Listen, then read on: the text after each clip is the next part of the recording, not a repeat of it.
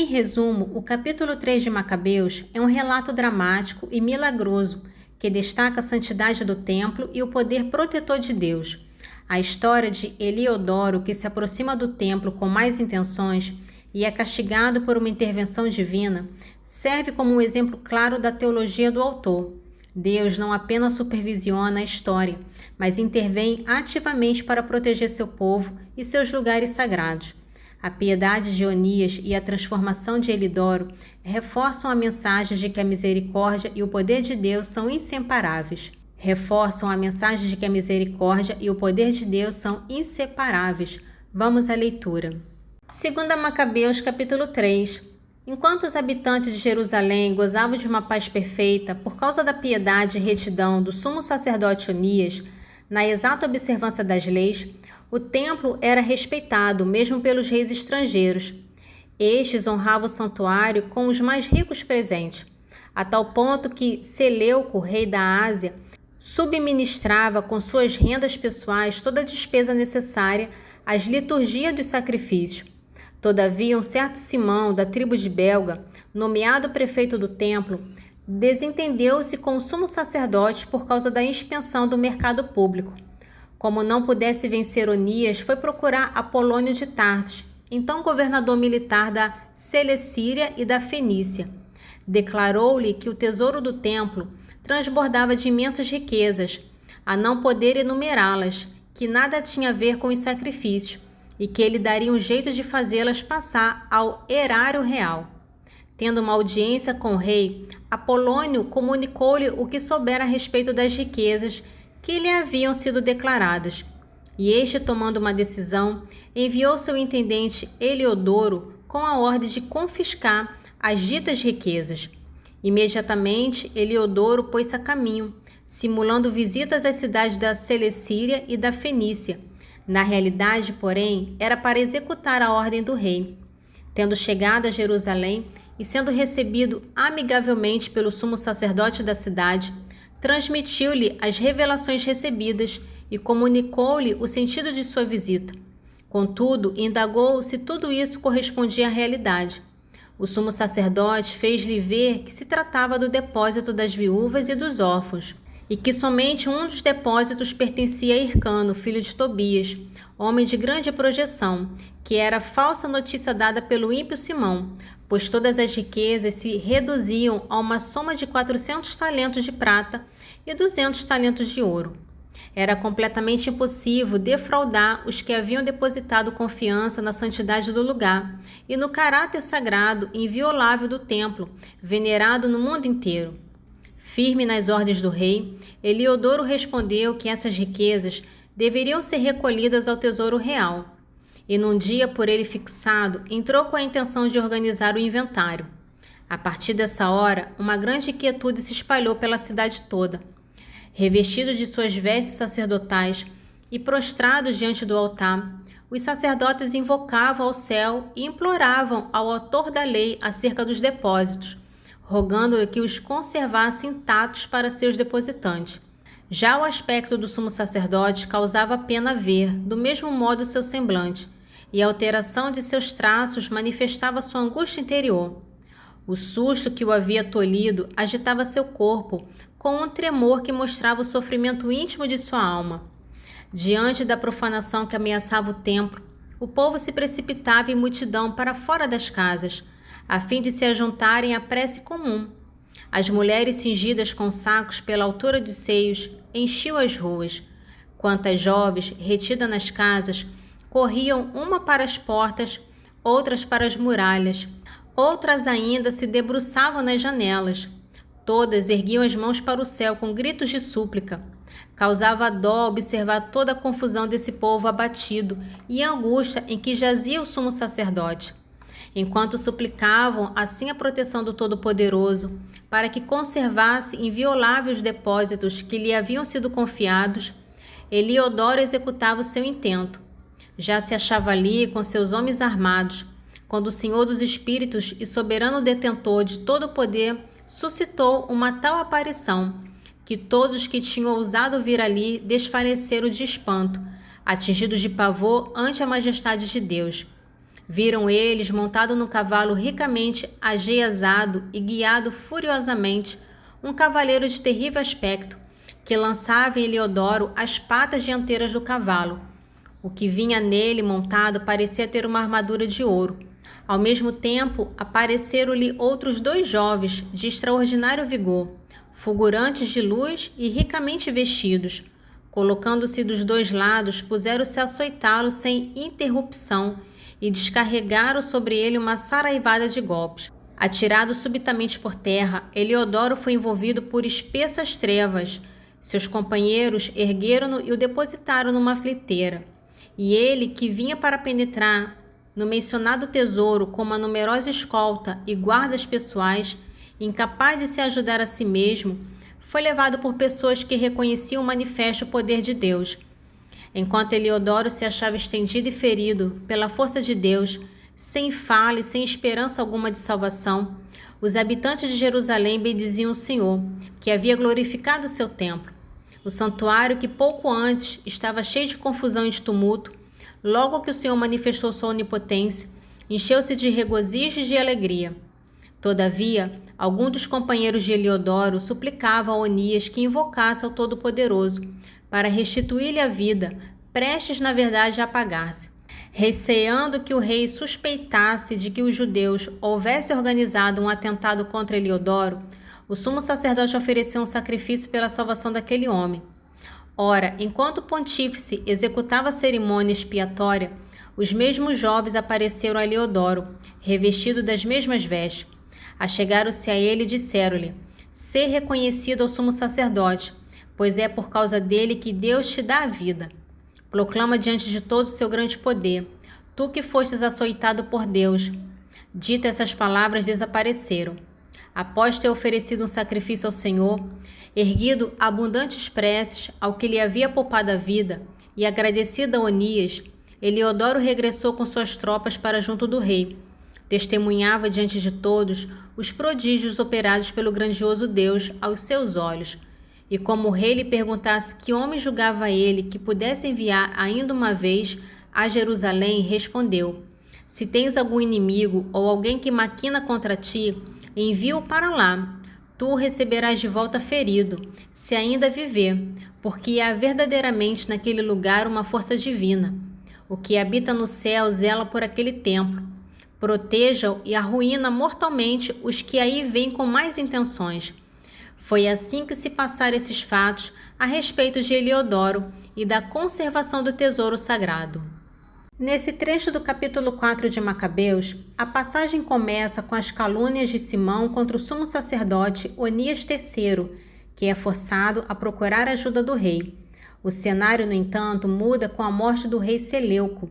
Seu sucessor, Antíoco Epifanes, é facilmente seduzido por Jação, irmão de Onias, que compra o cargo de sumo sacerdote e introduz ativamente o helenismo. A situação se agrava ainda mais quando Menelau supera Jação em corrupção, comprando o mesmo cargo. O foco da narrativa é a decadência moral da liderança judaica e como essa corrupção abre as portas para a influência pagã. 2 Macabeus, capítulo 4, dos versículos 1 ao 29. O já mencionado Simão, delator do tesouro e de sua pátria, caluniava Onias, dizendo que era ele quem tinha se lançado sobre Eliodoro e que era ele o autor de seus males. Ousava chamar de inimigo do Estado o benfeitor da cidade, o defensor de seus concidadãos, o ardoroso observante das leis. O ódio foi tão longe que um dos partidários de Simão cometeu até mesmo assassinatos. Considerando o lado lamentável dessa questão e vendo o governador da Celecíria, Apolônio, filho de Menesteu, excitar a malícia de Simão, dirigiu-se Onias para junto do rei, não que ele tivesse a intenção de acusar seus concidadãos, mas para advertir acerca dos interesses públicos e privados de todo o seu povo. Via muito bem que sem uma intervenção do rei, seria impossível restabelecer a paz e pôr termo aos desatinos de Simão. Após a morte de Seleuco e tendo subido ao trono Antíoco, chamado Epifanes, Jação, irmão de Onias, usurpou fraudulentamente o cargo de sumo sacerdote. Em entrevista com o rei, ele lhe prometeu 360 talentos de prata e 80 talentos de outras rendas. Prometia, além disso, pagar outros 150 talentos, se lhe fosse dado o poder de fundar um ginásio e uma efíbia e de receber as inscrições dos antioquenos de Jerusalém. O rei consentiu. Logo que subiu ao poder, Jação arrastou seus concidadãos para o helenismo. Apesar dos privilégios obtidos do poder real por João, pai de Eupolemo, que foi enviado aos romanos para concluir um pacto de aliança e de amizade, ele introduziu costumes contrários, desdenhando as leis nacionais. Foi com alegria que fundou um ginásio ao pé da própria Acrópole. Alistou os mais nobres dentre os jovens e os educou ao pétaso. Por causa da perversidade inaudita do ímpio, Jação, que não era de modo algum pontífice, obteve o helenismo tal êxito e os costumes pagãos uma atualidade tão crescente, que os sacerdotes descuidavam o serviço do altar, menosprezavam o templo, negligenciavam os sacrifícios, corriam, fascinados pelo disco, a tomar parte na palestra e nos jogos proibidos. Não faziam caso das honras da pátria e amavam muito mais os títulos helênicos. Foi por essa razão que logo uma atmosfera penosa os cercou, porque naqueles mesmo, cuja forma de vida invejavam e a quem ambicionava igualar-se em tudo, encontraram inimigos e os instrumentos para seu castigo. O seguinte fato mostrará que não foi fácil violar as leis divinas. Com mentira se celebrasse os jogos quinquenais com a presença do rei. O ímpio Jação mandou um grupo de antioquenos de Jerusalém levar 300 dracmas de prata para o sacrifício de Heracles, mas os próprios portadores julgaram a coisa inconveniente e acharam melhor empregá-las em outras despesas. A vontade de Jação era de que elas fossem destinadas ao sacrifício de Heracles, mas por causa dos que as levavam foram destinadas à construção das galeras. Apolônio, filho de Menesteu, tinha sido enviado ao Egito por ocasião da posse do rei Filometó. Antíoco soube que este rei se lhe tornara hostil e procurou pôr-se em segurança. Veio, pois, a Jope e de lá dirigiu-se a Jerusalém. Recebido magnificamente por Jação e por toda a cidade, fez sua entrada à luz de fachos, entre aclamações. Depois disso, transportou seu acampamento para a Fenícia. 3 anos mais tarde, Jação enviou Menelau, irmão de Simão, já mencionado, para levar o dinheiro ao rei e lembrar-lhe os negócios urgentes.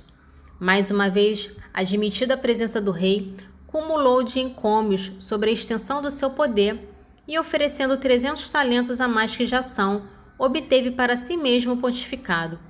Recebidas as ordens do rei, voltou, nada tendo em si que fosse digno do pontificado, mas excitado por sentimentos de um desumano tirano e de uma besta feroz. Desse modo, Jação, que havia suplantado seu próprio irmão, suplantado por sua vez, viu-se forçado a exilar-se no país dos Amonitas.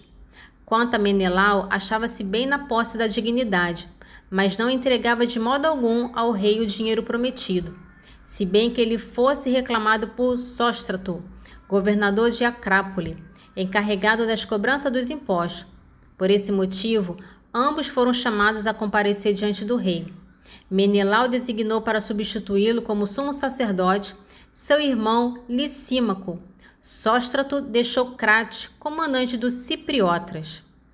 Nesse trecho final do capítulo 3 de Coríntios, Paulo confronta a supervalorização de líderes humanos.